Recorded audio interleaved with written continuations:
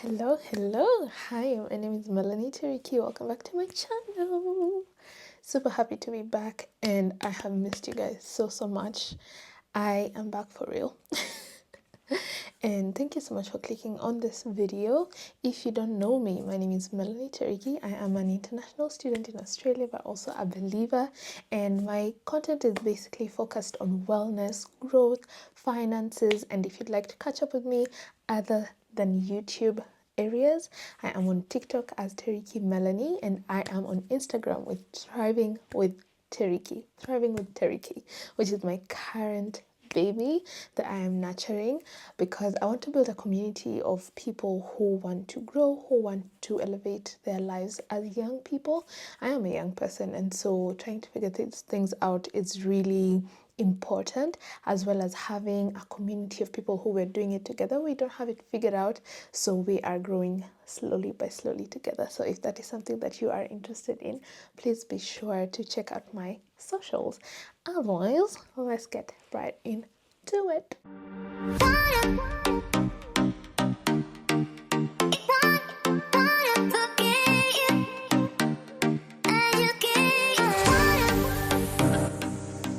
Now, today we are talking about how to balance faith, growth, and finance. Now, these are areas that I'm really passionate about, because at this age, it's like there's an enlightenment to life. And being an international student in Australia has really made me mature in my brain. Ideally, I grew up really fast, to be honest, because I've always felt older than I am. Currently, I'm 23 years old, and so I feel like I've had to grow up quickly, just how I was raised up, as well as the experiences that I've had. But these are things that I would like to share that I'm really doing in my current season to help me progress further in this growth journey. So let's get right into the first one, which is faith. Now, being a believer abroad is quite interesting. First of all, because I moved countries and I had a basis of, I had a community back home. I had friends, I had people that we serve with together, and it was a beautiful experience, and I was always fulfilled. I was content with my life. I was just so happy. But then when I came to Australia,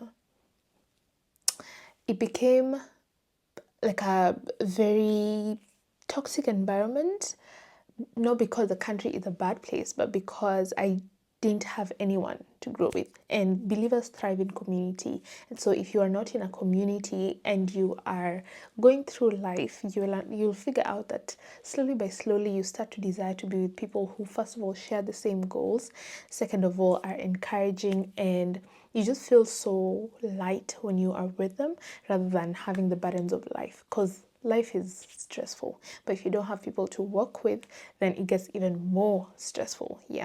And so the Bible says that we are here to bear each other's burdens, to carry each other's burdens. And so it's a beautiful thing to have community. But so the thing that I have found that have helped me in this season, where it was really difficult to go back to, communion with God, with reading the word and all of those things, is being vulnerable with God. I had to tell God what I really felt. I felt abandoned. I felt rejected. I felt like He had just left me, right?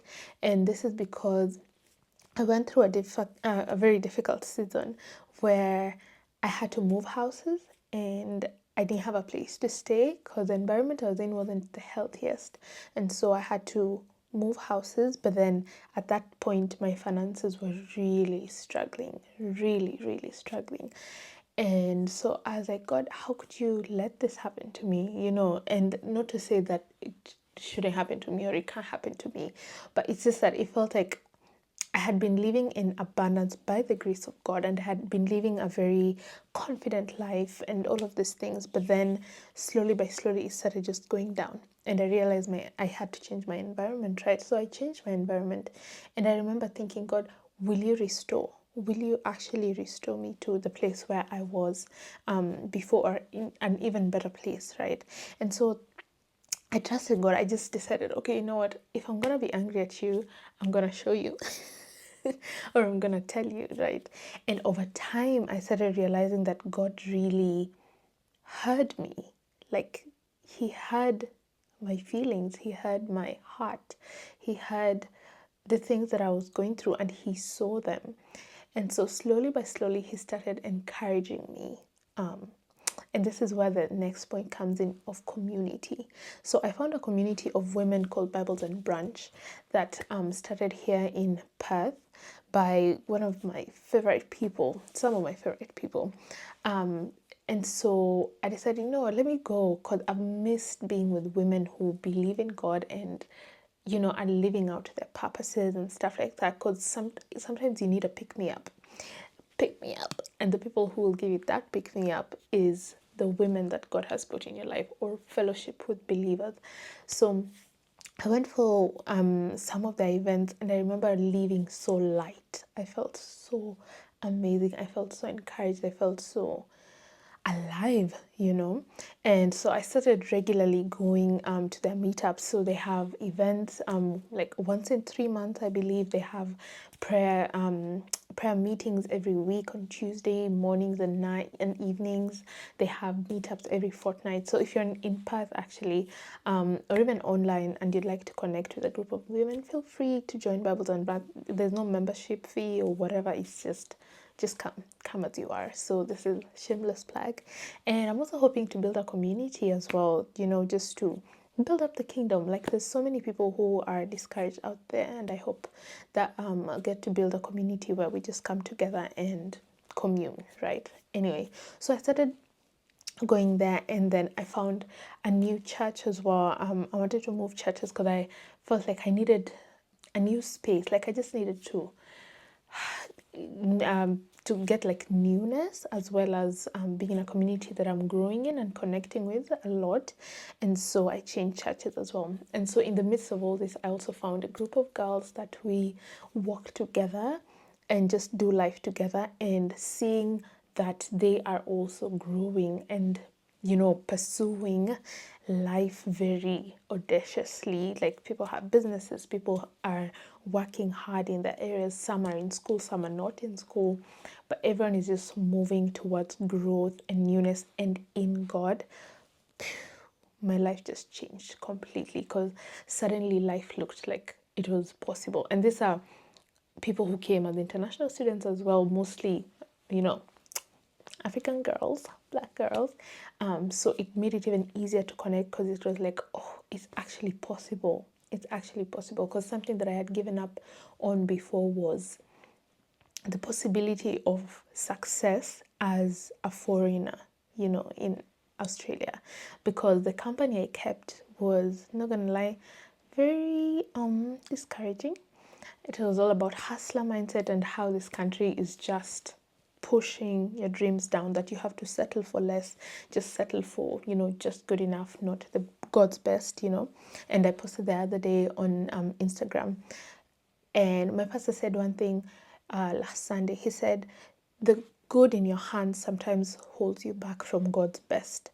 So I was holding on to this aspect of, this is good, this is the only thing I can do, this is, all of this. And then God just completely changed that perspective, and I saw people who were achieving their dreams even in Australia, which was an amazing experience. So this leads me to the next avenue, which is growth. How do you balance growth?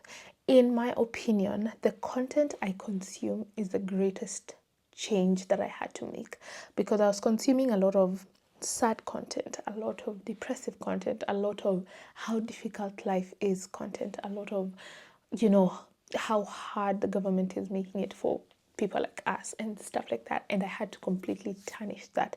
I started watching, whether it's TikTok, whether it's Instagram, whether it's YouTube, I started watching people who have made it, people who believe in God first of all, and believe in the power of God, and are also living in their purpose. So that started stirring up my heart more and more and more, and suddenly I started seeing life with a bright light, because life can be dark sometimes. But then when you see people doing the things that you'd like to do, achieving the things that you'd like to achieve, it makes it better, because you're kind of in this encouragement, like you're living in encouragement continuously, right?